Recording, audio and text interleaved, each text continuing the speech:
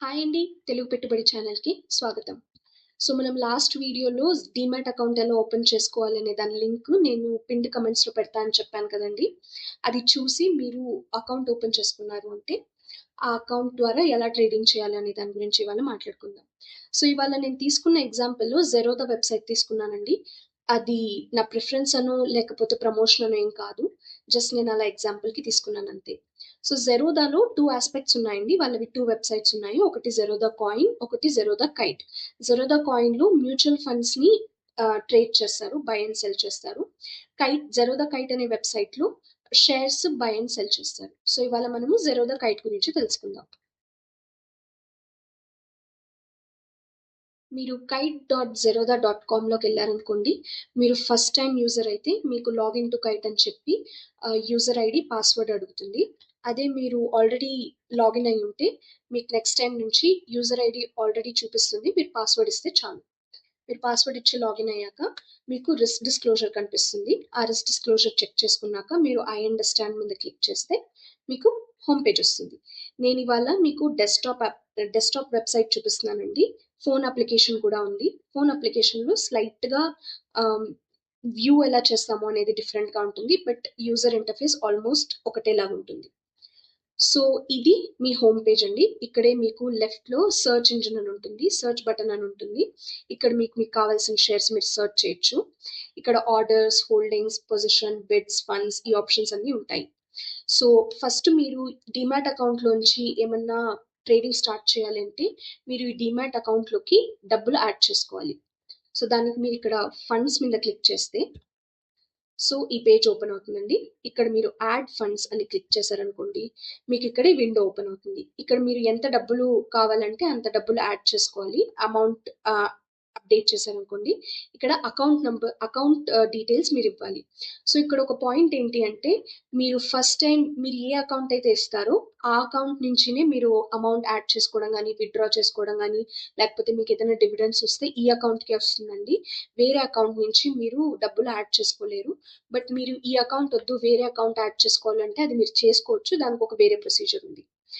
మీరు account details ఇచ్చాక మీరు యూపీఐ ద్వారా అమౌంట్ యాడ్ చేసుకోవాలంటే యూపీఐ అని, లేదా నెట్ బ్యాంకింగ్ ద్వారా యాడ్ చేసుకోవాలంటే నెట్ బ్యాంకింగ్ అని సెలెక్ట్ చేసి మీరు కంటిన్యూ అని చెప్పారంటే మీకు అమౌంట్ యాడ్ అయిపోతుంది. ఇక్కడ మీకు చూపిస్తుంది ఎంత అమౌంట్ ఉంది అని చెప్పి.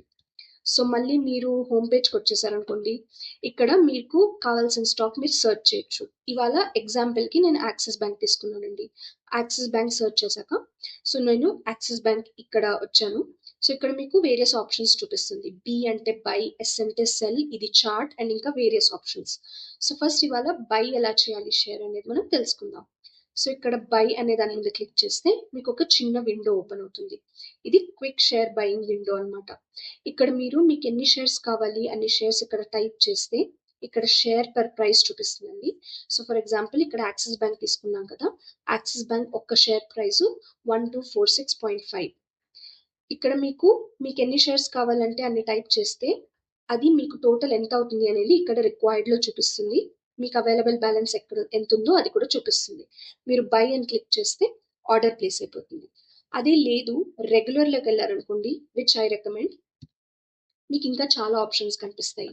ఇక్కడ ఇంట్రాడే అని, లాంగ్ టర్మ్ అని, మార్కెట్ అని, లిమిట్ అని, అడ్వాన్స్డ్ ఇంకా చాలా ఆప్షన్స్ ఉంటాయి.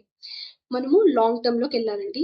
మీకు ఫస్ట్ వీడియోలో చెప్పా కదా, ఇంట్రాడే అంటే ఆ రోజు కొని ఆ రోజు అమ్మేయడాన్ని ఇంట్రాడే అంటారు. బట్ మనం లాంగ్ టర్మ్ గురించి మాట్లాడుకుందాం, ఎందుకంటే అది సేఫ్ కాబట్టి. మీరు ఇక్కడికి వచ్చి మీకు ఎన్ని షేర్స్ కావాలో అన్ని క్వాంటిటీ ఇస్తే షేర్ పర్ ప్రైస్ ఇక్కడ చూపిస్తుందండి. మీరు కూడా లిమిట్ పెట్టారనుకోండి మీకు చాలా ఈజీ అవుతుంది. మార్కెట్ కంటే లిమిటే సజెస్ట్ చేస్తాను నేను. లిమిట్ పెట్టాక ఇక్కడ ఎడిట్ ఆప్షన్ ఉంటుందండి. దాని మీద క్లిక్ చేస్తే మీకు ఈ డీటెయిల్స్ కనిపిస్తాయి. ఇక్కడ రెడ్‌గా ఉన్నవంతా ఈ పర్టిక్యులర్ షేర్‌ని అమ్మాలనుకుంటున్న వాళ్ళ డీటెయిల్స్. 4 ఆర్డర్స్ ఉన్నాయి. 92 క్వాంటిటీ. ఇంత ప్రైస్‌కి సెల్ చేయాలని చూస్తున్నారు అని చెప్పి ఇలా డీటెయిల్స్ అన్నీ ఉంటాయి. ఇక్కడ లెఫ్ట్ సైడ్‌లో బ్లూ కలర్‌లో ఉన్నవంతా కొనాలనుకుంటున్న వాళ్ళ డీటెయిల్స్. 9 ఆర్డర్స్ ఉన్నాయి. 2537 క్వాంటిటీ ఈ ప్రైస్‌కి అని చెప్పి. మీరు కొనేటప్పుడు ఈ సెల్ ప్రైస్, బై ప్రైస్ చూసుకొని దీనికి పెద్ద డిఫరెన్స్ ఏం లేదు. ఎక్కువ షేర్స్ ఏవైతే బై అండ్ సెల్ అవుతాయో దాన్ని లిక్విడిటీ అంటారు. ఏ షేర్స్‌కి అయితే ఎక్కువ లిక్విడిటీ ఉంటాయో దాంట్లో ఈ ప్రైస్ డిఫరెన్స్ ఎక్కువగా ఉండదు. బట్ వేరే చిన్న స్టాక్స్ ఏదైనా కొనాలనుకుంటుంటే మీరు సెల్ ఆర్ బై ప్రైస్ చూసుకొని మీకు తగినట్టుగా మీరు ప్రైస్ అడ్జస్ట్ చేసుకొని బై అని క్లిక్ చేశారనుకోండి, మీ ఆ ప్రైస్కి మీ ఆర్డర్ అనేది ఎగ్జిక్యూట్ అయిపోతుంది. ఓకే, సో మీకు ఎగ్జిక్యూట్ అయిన ఆర్డర్స్ అన్ని హోమ్ పేజ్లో ఆర్డర్స్లో కనిపిస్తాయండి. ఎగ్జిక్యూట్ అయిపోయింది. అదే మీరు ట్రేడ్స్ ఎక్స్పాండ్ చేశారనుకోండి, మీరు అదే రోజు చాలా షేర్స్ బై చేసి సెల్ చేసి లేకపోతే మల్టిపుల్ షేర్స్ బై చేసి సెల్ చేశారనుకోండి, అవంతా మీకు ట్రేడ్స్లో కనిపిస్తుంది. సో నెక్స్ట్ షేర్స్ అమ్మడం ఎలాగో చూద్దాం. సో ఇక్కడే సర్చ్ చేసినప్పుడు ఇక్కడ బై సెల్ అని చూపిస్తుందని చెప్పాను కదండి. సో మీరు సెల్ మీద క్లిక్ చేశారనుకోండి, మళ్ళీ మీకు ఈ విండోనే ఓపెన్ అవుతుంది, క్విక్ రెగ్యులర్ అని. మీరు రెగ్యులర్లోకి వెళ్ళి మీరు లాంగ్ టర్మ్లో కొన్నారు కదా, లాంగ్ టర్మ్ మీద సెలెక్ట్ చేస్తే ఎన్ని షేర్స్ అమ్మాలనుకుంటున్నారో దాని క్వాంటిటీ అప్డేట్ చేసుకోండి. ఇక్కడ షేర్ ప్రైస్ పర్ షేర్ కనిపిస్తుంది. మళ్ళీ లిమిట్ సెలెక్ట్ చేసుకోండి. మీకు మళ్ళీ ఎడిట్ బటన్ మీద క్లిక్ చేస్తే ఇక్కడ ఈ ఆప్షన్స్ కనిపిస్తాయి. సేమ్ మీరు మళ్ళీ ప్రైస్ అడ్జస్ట్ చేసుకోవచ్చండి, సెల్లర్ అండ్ బయర్ ప్రైసెస్ బట్టి. ఇక్కడ మీరు వ్యాలిడిటీ అని ఇక్కడ 3 ఆప్షన్స్ కనిపిస్తున్నాయి కదా, ఇది డే అని పెట్టారనుకోండి, ఏంటంటే ఈ ఆర్డర్ అనేది ఈ రోజు మొత్తం వ్యాలిడ్ ఉంటుంది. మీరు పెట్టిన ప్రైస్కి ఈ రోజులో ఎప్పుడు ఈ స్టాక్ వచ్చినా కూడా అప్పుడు మీ ఆర్డర్ ఎగ్జిక్యూట్ అవుతుంది. అది ఇమీడియట్ పెడితే ఆ ప్రైస్ వస్తే ఇమీడియట్గా ఎగ్జిక్యూట్ అయిపోతుంది, లేకపోతే ఎక్స్పైర్ అయిపోతుందండి. అదే మినిట్స్ అంటే మీకు ఇక్కడ ఇది మినిట్స్ అనే ఆప్షన్ సెలెక్ట్ చేసుకున్నాక మీరు ఇక్కడ ఎన్ని మినిట్స్ వ్యాలిడ్ ఉండాలి ఆర్డర్ అనేది సెలెక్ట్ చేసుకోవచ్చు. అన్ని మినిట్స్ వరకు మీ ఆర్డర్ వ్యాలిడ్ ఉంటుంది. అంత టైం లోపల ఒకవేళ ఈ షేర్ ప్రైస్ మీరు పెట్టిన ప్రైస్కి రాలేదనుకోండి, ఆర్డర్ అనేది ఎక్స్పైర్ అయిపోతుంది. సో ఇక్కడ మనం డే పెట్టి సెల్ అని క్లిక్ చేసామనుకోండి, మీ ఆర్డర్ అనేది ఎగ్జిక్యూట్ అయిపోతుంది. అదే మీరు ఇక్కడ నెక్స్ట్ ఆప్షన్ చార్ట్, ఆ చార్ట్ మీద క్లిక్ చేశారనుకోండి, ఈ షేర్ ఎలా పర్ఫామ్ చేస్తుంది అనేది మీరు గమనించవచ్చు. సో ఎలా ఉంది, ప్రైస్ ఎలా పెరిగింది, ఎలా తగ్గింది అనేది చూడొచ్చు. సో మీరు ఆ డబ్బులు యాడ్ చేసుకున్నది విత్డ్రా చేసుకోవాలనుకోండి, ఓకే మనం వాడట్లేదు, నాకు ఈ అమౌంట్ మళ్ళీ రిటర్న్ కావాలి అంటే మీరు విత్డ్రా చేసుకోవచ్చు. మళ్ళీ ఫండ్స్లోకి వెళ్తే ఇక్కడ ఎంత అమౌంట్ కావాలి అనేది మీరు అప్డేట్ చేశారనుకోండి, ఇక్కడ మళ్ళీ మీకు ఆప్షన్స్ ఉన్నాయి, రెగ్యులర్, ఇన్స్టెంట్ అని చెప్పి, పార్క్ అని చెప్పి ఉంది. రెగ్యులర్ సెలెక్ట్ చేసుకుంటే మీకు 24 to 48 hours లోపల మీ అకౌంట్లోకి డబ్బులు వచ్చేస్తుంది. అమౌంట్ అప్డేట్ చేసి కంటిన్యూ చేశారనుకోండి, మీకు కావాల్సిన అమౌంట్, అకౌంట్ నెంబర్, డీటెయిల్స్ అన్నీ వస్తుంది. మీరు చూసుకొని కన్ఫర్మ్ చేస్తే విత్డ్రావల్ రిక్వెస్ట్ ప్లేస్ అయిపోయి, రెగ్యులర్ పెట్టారు కాబట్టి 24 to 48 hours లోపల మీ డబ్బులు మీ అకౌంట్లోకి రిటర్న్ వచ్చేస్తాయి.